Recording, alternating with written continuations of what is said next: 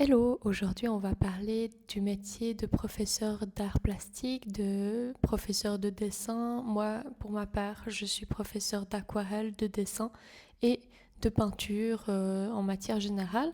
J'anime des ateliers créatifs aussi. Je vous donne mon expérience par rapport à ça si tu veux te lancer aussi comme professeur d'art. Je vais d'abord commencer par les qualités à avoir comme professeur d'art. Je pense que c'est important d'être quelqu'un qui est très patient parce qu'il y a des personnes qui vont vous poser des questions. Souvent, c'est des questions qui reviennent. Et puis, si on est impatient, ça va pas du tout le faire en fait, tout simplement. Parce que il faut une écoute en fait, même si ça vous paraît évident pour une autre personne, il faut de la compassion aussi. Pour une autre personne, ça va pas forcément être évident et il faut être humble parce que ça me paraît évident que vous êtes aussi passé par un moment d'apprentissage comme professeur et donc la personne est juste à un autre niveau et doit apprendre, passer par là aussi pour pouvoir progresser. Donc rappelez-vous aussi de comment vous étiez avant et ça remet tout de suite à la place le professeur de se souvenir de ses débuts, que aussi on lui a appris, ou bien il a dû se renseigner par lui-même et justement il peut faire gagner du temps à la personne qui vient avec lui pour apprendre. Le fait de pouvoir partager aussi, de pouvoir donner son vécu, euh, donner de soi. Parfois, il y a des techniques secrètes un peu que vous allez acquérir. Vous n'avez pas besoin de tout donner, mais de pouvoir partager euh, les choses pour justement pouvoir développer le style de la propre personne, pouvoir faire en sorte qu'elle se découvre. Je pense que c'est une qualité importante de montrer le potentiel de chaque personne. Je vais parler plus tard de ce point-là. Pouvoir communiquer aussi parce que des fois on ne sait pas trop comment communiquer. Quand je suis en train de dessiner et de donner des explications en même temps, souvent pour certaines personnes c'est difficile de dessiner et de parler en même temps. Déjà moi au début j'y arrivais pas parce que je pense que c'est d'autres sortes de connexions qui se font dans le cerveau. Je ne sais pas exactement, peut-être c'est le cerveau droit et gauche, mais maintenant j'y arrive et c'est plutôt le fait de trouver les justes mots euh, pour pouvoir expliquer avec précision. Des fois j'ai du mal encore à le faire et justement vous avez pas besoin d'être parfait pour être professeur. Je pense que la principale des qualités c'est de rester humble parce que les élèves vont quand même vous admirer parce que vous êtes plus haut que dans une discipline qui rêve et donc ils vont trouver ça super et ils vont avoir tendance à donner des compliments et souvent il y a des professeurs qui commencent à prendre un peu le melon comme on dit et donc ça c'est très important de garder les pieds sur terre parce que c'est au moment où vous êtes plus humble que vous pensez que vous connaissez tout que vous allez être un mauvais professeur, vous allez oublier d'apprendre aussi et on a beaucoup à apprendre de nos élèves parce que à chaque cours j'apprends des nouvelles choses, que ce soit une façon de faire qui est différente ou bien une autre pensée de logique qui est différente, qui ferait différemment l'élève, qui n'est pas forcément mauvais qu'il faut considérer.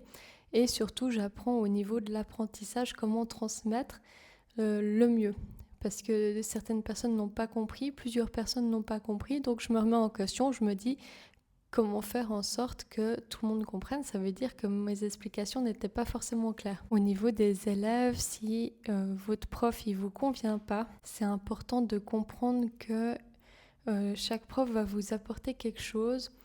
Des fois, le professeur, il peut être très bon, mais il ne vous convient pas en fonction du feeling.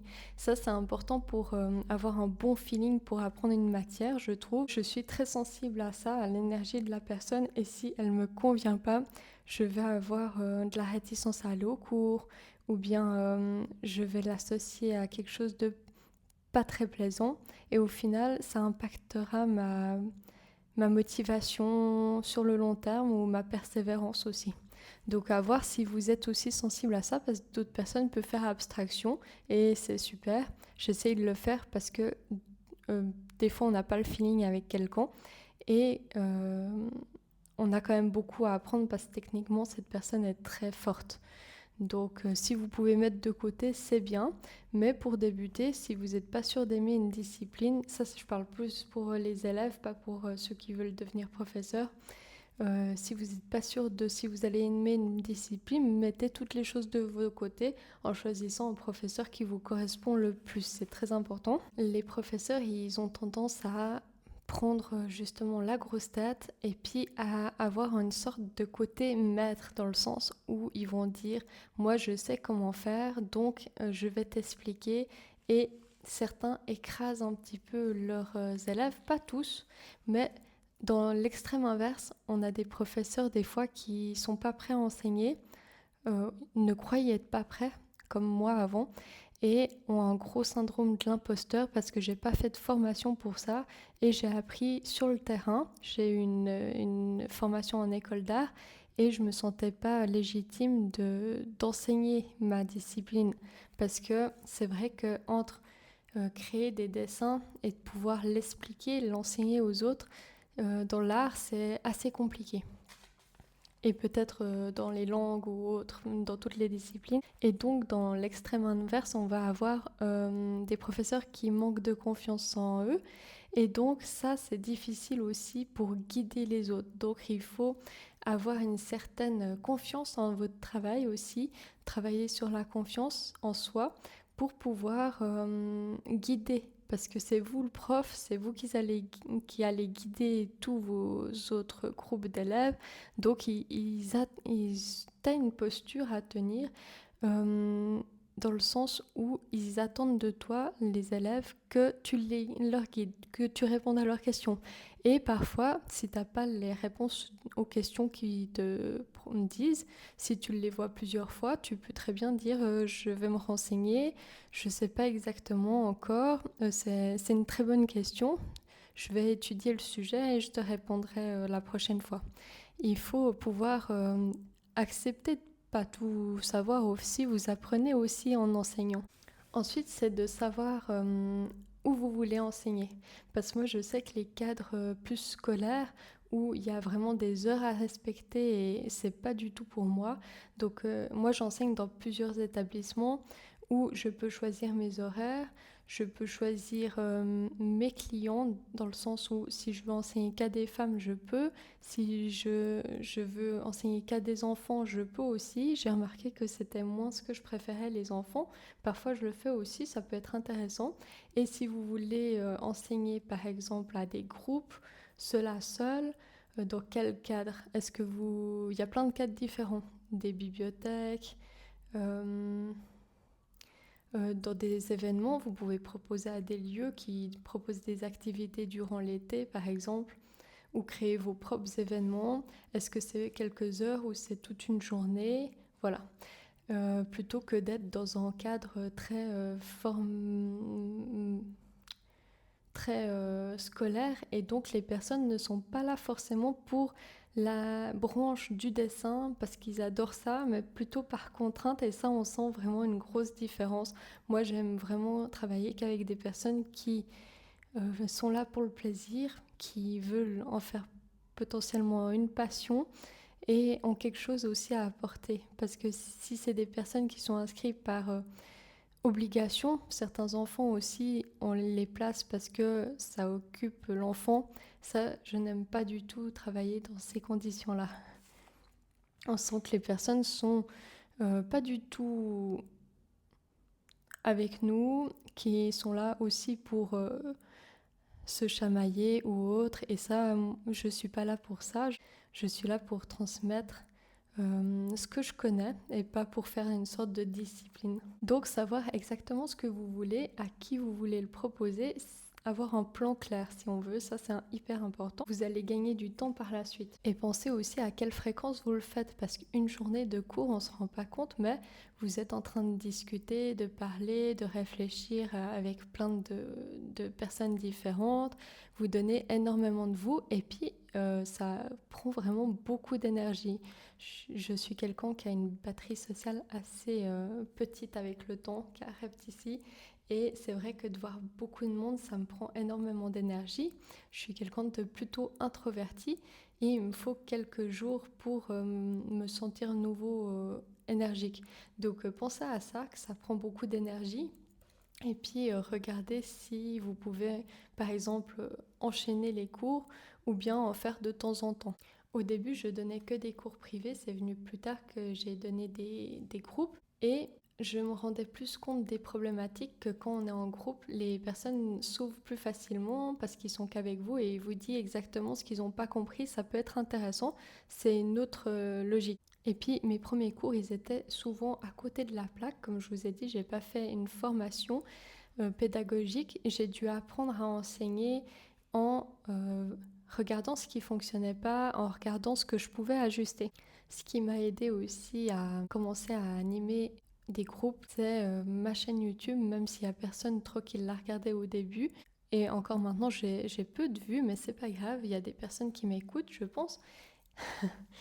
Et le fait de m'imaginer quelqu'un regarder, écouter, c'est comme s'il y avait quelqu'un en face de moi. Et ça m'a aidé à pouvoir m'exprimer en public, après d'aller à des événements où, pas forcément où j'enseignais, mais des activités de parole ou autres, où je discutais avec les personnes. Ça m'a beaucoup aidé à m'ouvrir aussi. Et ça, vous allez devoir parler si vous enseignez devant des gens aussi. Ça peut faire peur, mais on s'habitue. Et j'ai à la fin, si ça vous intéresse ou en barre d'infos, je vais vous transmettre un livre qui pourrait être intéressant ou deux, que j'ai pas lu, mais je sais qu'ils sont bons sur le sujet, donc c'est des ressources qui existent. Ce qui m'a le plus aidé pour m'améliorer dans mes cours, c'est de discuter, de voir ce qui fonctionnait pas et de surtout me remettre en question, de me dire si plusieurs personnes ça fonctionne pas, comment je peux faire pour qu'ils comprennent différemment. Vous pouvez même prendre des notes de votre cours à la fin. Je pense que c'est aussi important d'avoir une pratique artistique de celle que vous enseignez ou autre pour pouvoir continuer à avoir un univers, parce que c'est comme ça que ça va vous donner des idées pour d'autres ateliers ou autres, et puis ça va vous faire progresser.